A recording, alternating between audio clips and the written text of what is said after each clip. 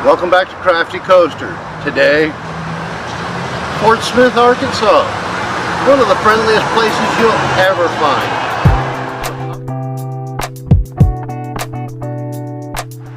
It's later in the afternoon on a Saturday. I'd like to look around, check out this place, possibly get a beer and a snack, and I'll meet you at the other end of town. So come on, let's go.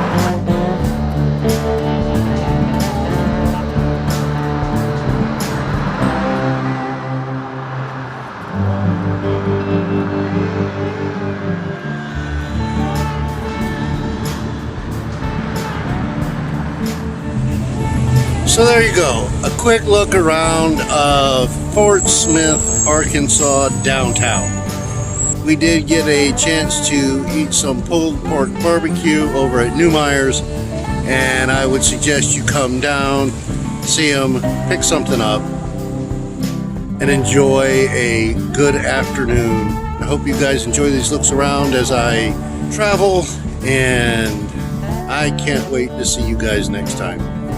So until then, don't forget to subscribe, share, and like, and cheers.